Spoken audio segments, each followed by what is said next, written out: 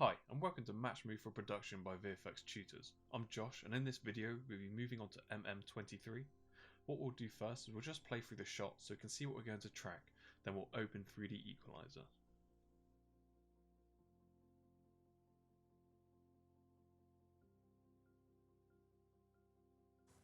So 3DEqualizer is opened. You should have a UI like this. If you don't, you can go to Environments, select Basic, and that will reset your UI to this workspace. So the first thing that we need to do is import our image sequence. So if you've downloaded the data package from my Gumroad store, that's great because you can follow through with me step by step, and you'll also have some great shots for your show reel or to add some assets. If not, you can still follow through with your own stuff. You just may get stuck at points if you can't follow with me step by step. So what I'll do, I'll select my camera up at the top left, and I'll go to live action footage. I'll select browse. Then I'll just navigate to my shot, MM023, desert base, and I'll click OK. So now we can see it's kind of quite dark. We have a plate, so what we'll do is go to our 8-bit color conversion, select our gamma, change it to 2.2. Now that'll bring it back to a more usable color space. And we can't quite play through our image sequence because it's quite laggy, so because we need to export our image cache. So what I'll do first, I'll just save my file. So we have 3D4 save project as, and I'll make a new directory, call it select OK, and then I'll go into here, I'll call it the same name as the shot, so I always know that it's this camera's to do with this shot. Click OK. So now go to Playback, export buffer compression file. One already exists, but I'll just overwrite it anyway. So this may take a long time, so I'll just fast forward through this.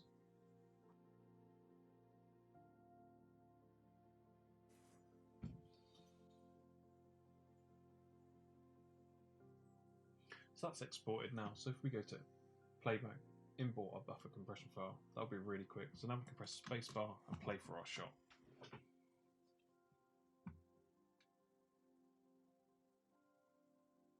Cool. So usually we would go to our lens, and we'd set up all the stuff that we know about shot. For this shot, we know absolutely nothing about it. We have no data for it at all. So we're going to work just from our tracking points and what we can solve for distortion in our focal length. So what we can do first is just start tracking points. So that's hold control and left click to make tracking points. And I'm just going to start picking points. Select gauge marker and track.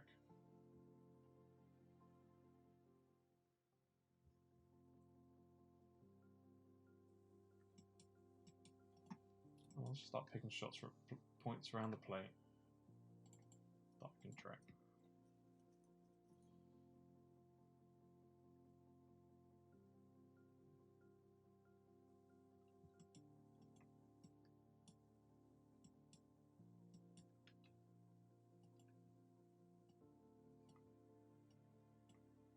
Gauge marker and track. We want to get quite a good spread. We want to pick points that we can see most out of the shot.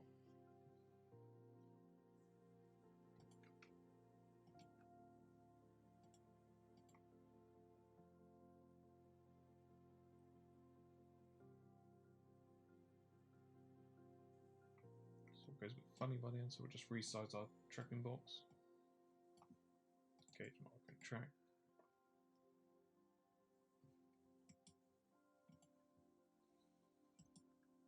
And just pick some things on the ground.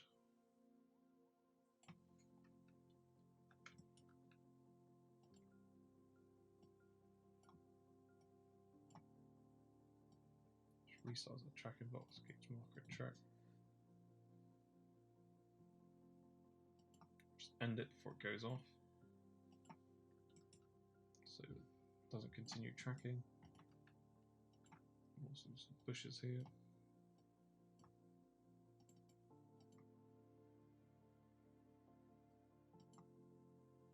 End point before it starts going.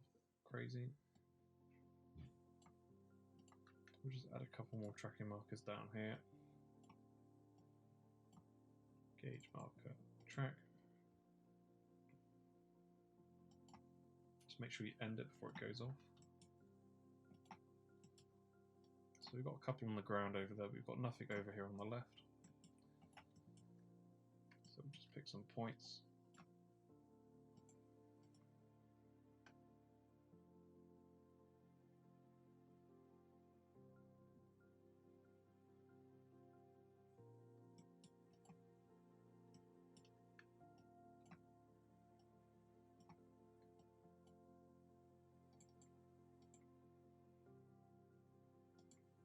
It goes a bit funny if you have too much of a search box.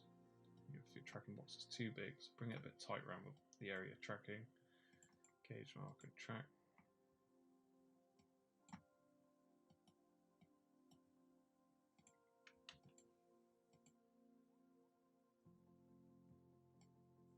It's kind of look funny, so we'll just, it kind of goes out of shot from the parallax, so we'll end that point. Pick something else to track that we can see.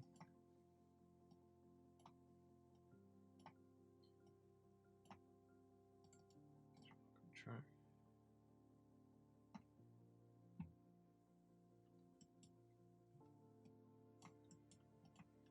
And also pick some stuff in this far background. Gauge marker, track.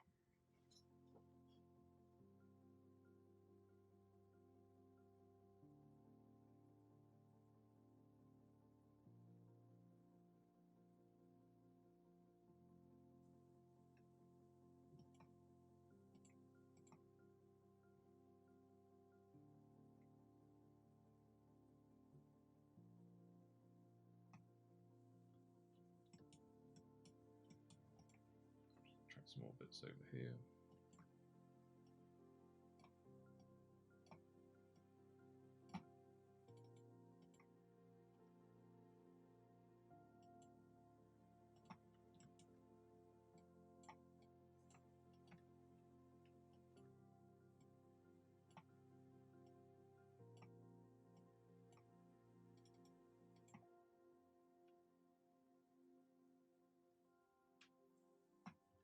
Cool, so we select all our points, sort of see what we've tracked.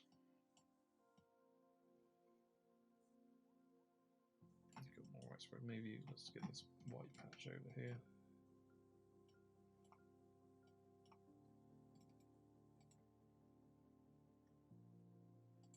Just stop that before it goes off. So now if we press Alt-C, we can sort of see what our track's doing.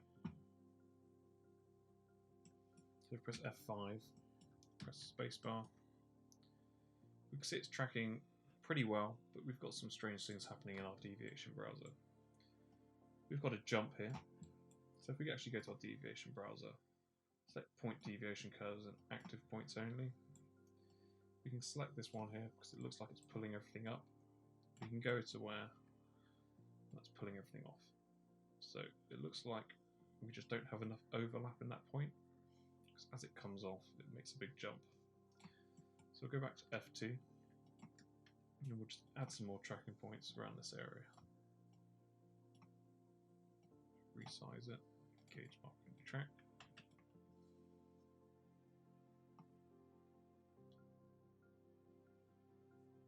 We'll press Alt-C and see if that helps it. So we'll just investigate that shot a little point a little bit more.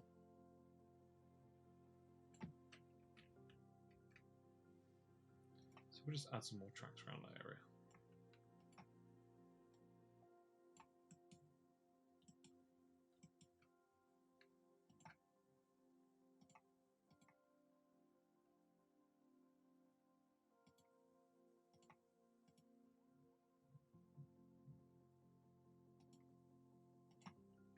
We'll try that now, Alt-C. It doesn't seem to be helping it that much. So what we can do, because we don't actually know what the focal length is, we can go to our lens, go to our focal length and select Adjust. So go to Windows, Parameter Adjustment window, and you should have a window like this. So what we can do, we can change this to adaptive and select adjust.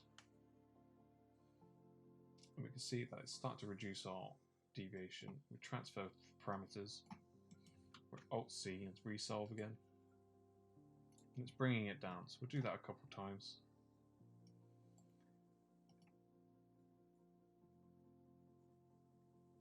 Okay, clear. What we'll also do, we'll just do a wide one as well and see what that does. We'll put that on 200 samples, select adjust.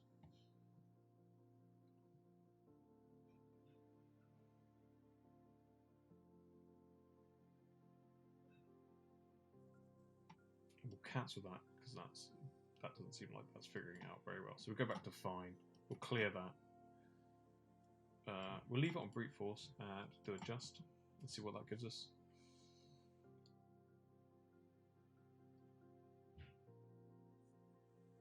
We'll transfer the parameters and press Alt-C.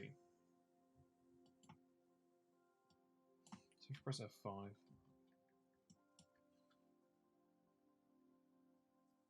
we can sort of see it's working, but we want to try and fix what's going on here, and it's probably because of our lens distortion.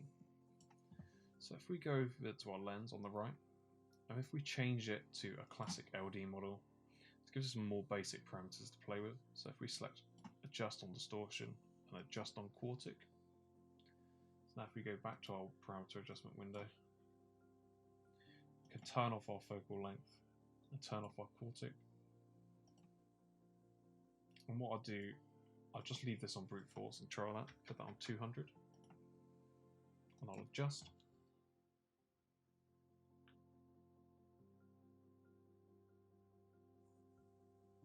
I'll transfer that, turn it off, then I'll do the same for my quartic. See, that's changing quite a lot, and it's reducing it. Transfer the parameters. So I'll go back. Effectively, we'll do one more. We'll do our focal length one more time. Clear that and adjust, because that'll probably change now because we've changed our distortion. Transfer and click OK. Now press Alt-C and solve. Use result. And it's still kind of looking crazy. If we press through our play spacebar, we can see everything's sort of working. But we want to try and fix this. So let's go back to our parameter adjustment window. Let's select both our distortion and our focal length, but put them on adaptive and go clear. And we'll select adjust. And we'll try and get our distortion and our focal length to sort of work together, see what it comes up with.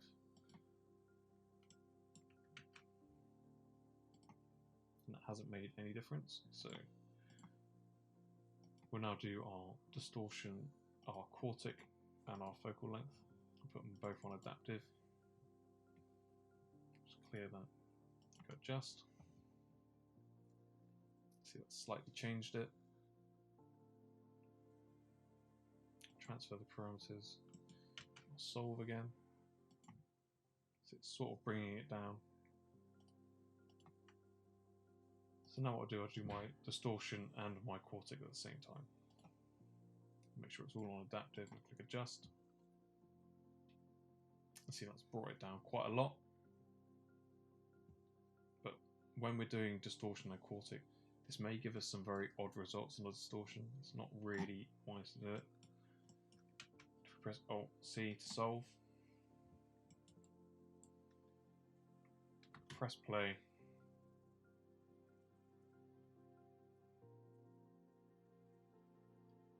And it's all looking pretty good.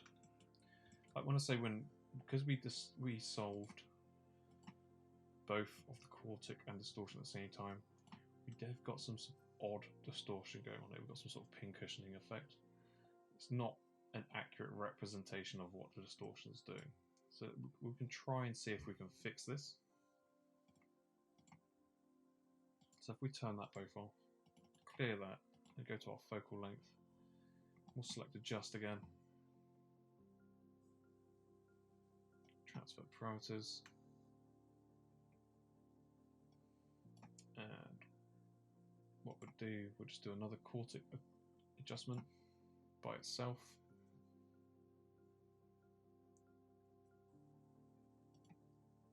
another distortion by itself.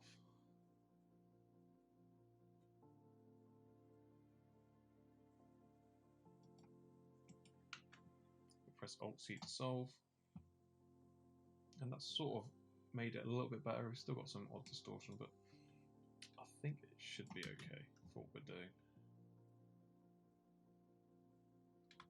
So now if I look, if I center my 3D points on my model, so if I click center 3D, select that point, I can now see where my 3D point's going to be, and that's looking pretty good. So I'm quite happy with this now. So if I go to 3D, save project as, I'll just save over, I'll overwrite. So now what we can do, we can make some set geometry from this by doing an auto track. So if we go to F4, and if we go to our camera tab here, we can go to auto tracking settings, and you've got some settings here that we can change to make better, quite a dense auto track to get some sort of geometry. So we've got our active points per frame, and I'm going to turbocharge this to probably about, I don't know, 2,000 to 4,000 per frame. And I'm just going to scrub through, and I'm just going to see how many frames, because it says minimum track length 10 frames. Have a look, it's quite a slow movement, so we've got a lot of frames that we can get some good tracks on. So I'm going to leave this at 10 and 15, but I'm going to half my search area size to 4 and 6, and my pattern size to 1.5 to 2.5. Then I'll change my minimum distance to 1. So now what I'll do, I'm just going to select all my points that I've tracked, and I'll right click add new point set. I'm going to call it solve, so I don't want to get this mixed up with my auto track points, because auto tracking is okay, but you can get a lot of bad tracks from it as well. And I'll select all my points, hide them, so now I can't see them. So now I'll select auto, so it should be in F4 menu, select auto, and you have primary and secondary, and just select track. And this should now start spraying the image sequence with points. And this is going to take quite a long time, so I'll probably fast forward through this.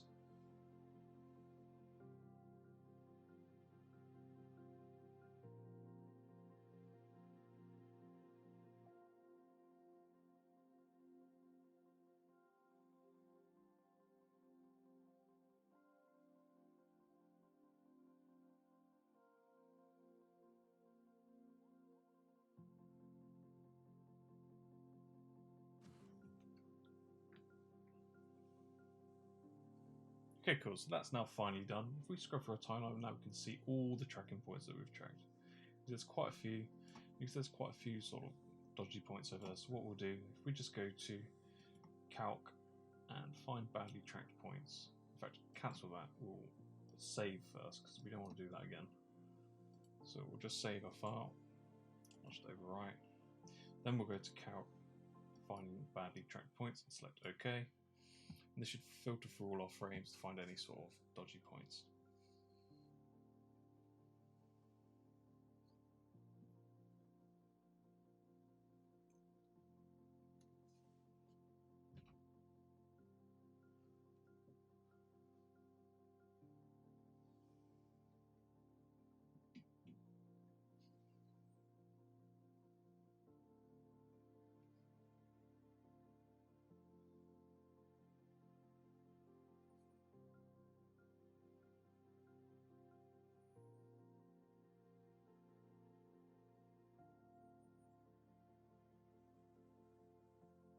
Cool, so that's done now. So it's selected some points that it's kind of thinks are a bit dodgy, so we'll just actually just delete them straight away.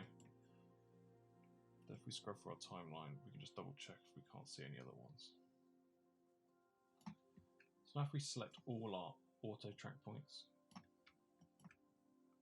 and right click, modify, go to calculation, passive.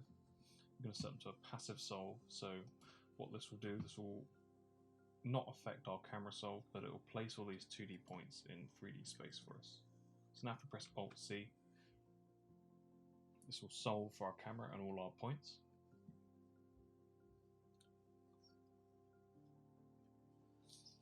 You can see it start to build the point cloud.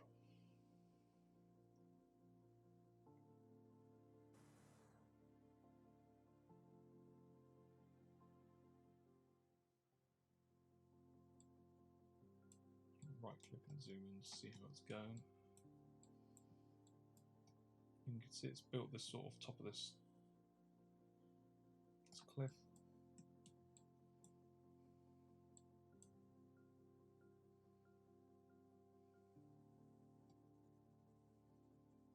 So what we do, we'll just click use result.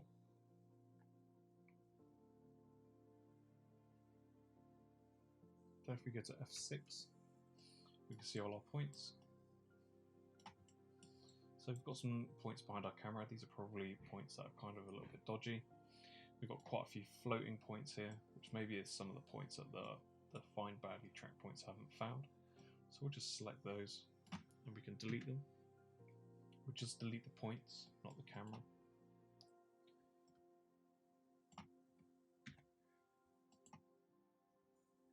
And we'll just get all these because we know there's nothing up there.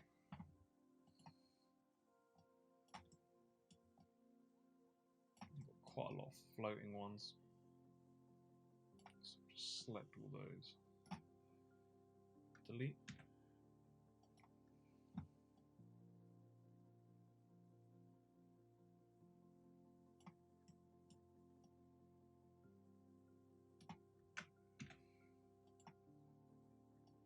Delete all the points that kind of look out of place.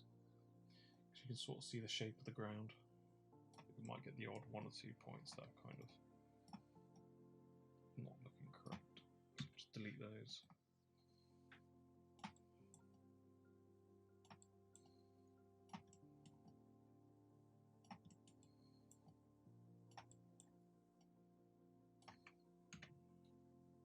Just delete those as well. So we can just go to view, show image planes and none, so we can just hide that, so we can now see all our points. We can just scan around and just see what points are kind of a bit dodgy. We've got a lot of points that are kind of underground here, so you can see the curve of the ground. We can delete those.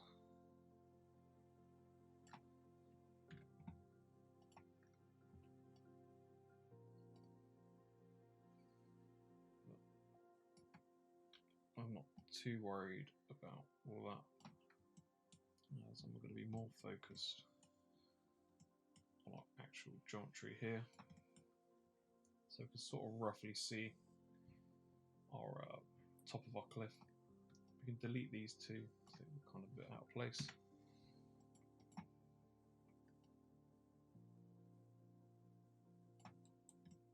And this one here. There'll be quite a few that's kind of a bit out of place and a bit out of depth, but it's quite difficult to go through and do them all. But what we can do, we can just select all of these now.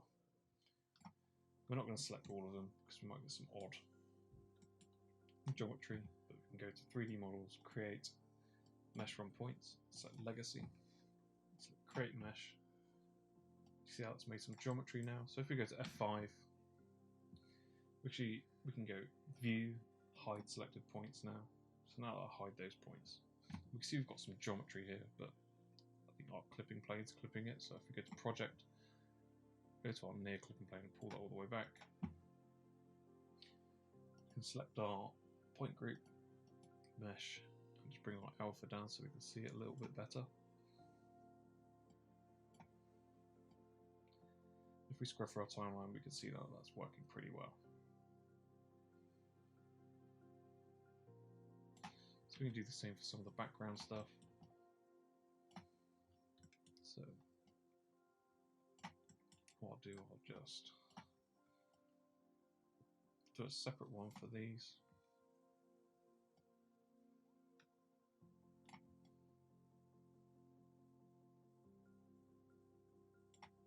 In fact, I'll just leave it. It doesn't matter too much. So we just want to focus on this bit of geometry here for now.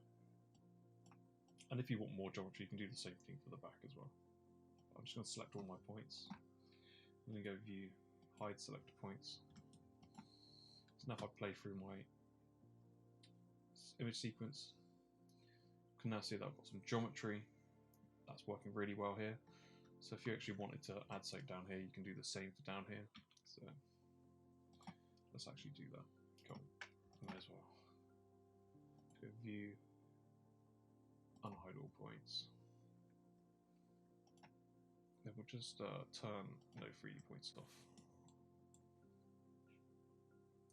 Just check them.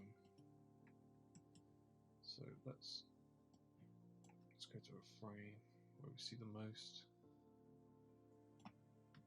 We can select all these points in frame.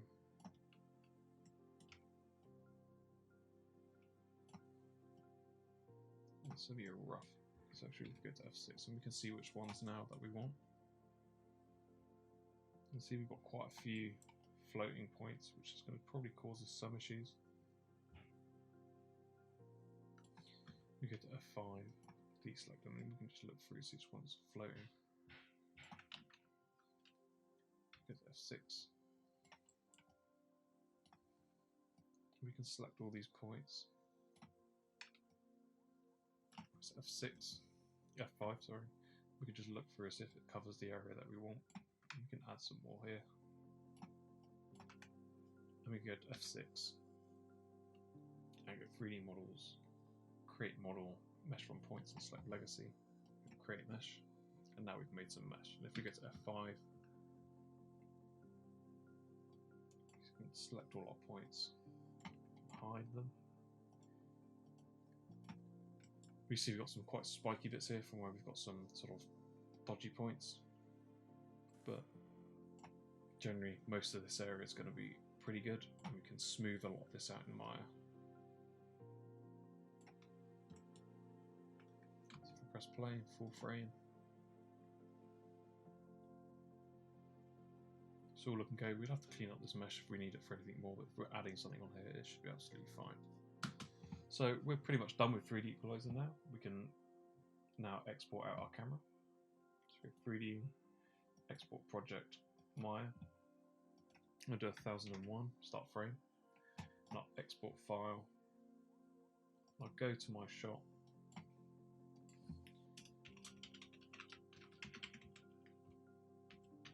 I'll call it the same name as the shot so I know it corresponds with that plate. Select OK. Make sure you have no 3D models at all, because it might. In fact, before we do that, we will, because we've got quite a few points, select all our points, just our auto track points, and we'll delete them. So we don't want to import 8,000 points into Maya. So we'll go 3D4, export project, set Maya, start frame 1001, no 3D models, and export file. We'll call it the name.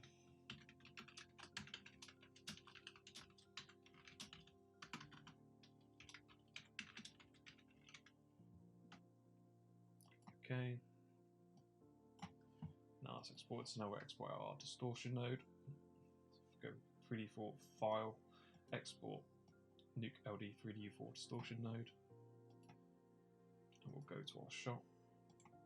And we'll call it the same.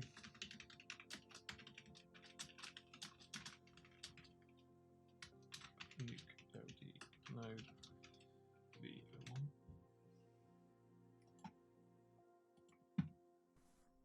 So now we need to export our geometry. So if we go to F6, and if we select our mesh, we can select both and export them at the same time. And we go 3D models and export 3D model as OBJ. So we go to browse, go to our directory where we're saving it, and we'll just call it PC mesh, point cloud mesh, V1. We'll select OK and select. And now we need to export out our undistorted plate. So if we go to 3D4 and go run warp4, and this window should open. So now what we need to do is go down to destination footage, click save footage, select browse, and we'll navigate to our folder.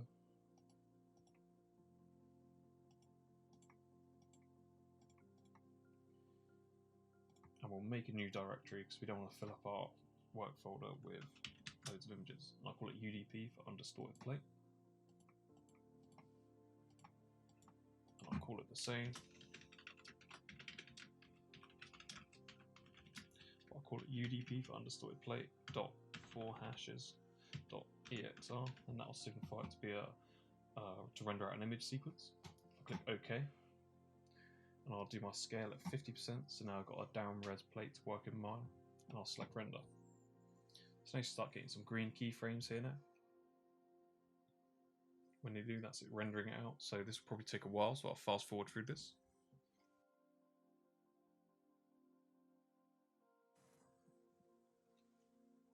So now that's rendered out, we can go to File and Exit. And now we're completely done with the 3DEqualizer section. Our next step would be to import this into Maya and sort out our camera and probably tidy up some of this geometry. If you guys enjoyed this tutorial, hit that like button and subscribe for more like this.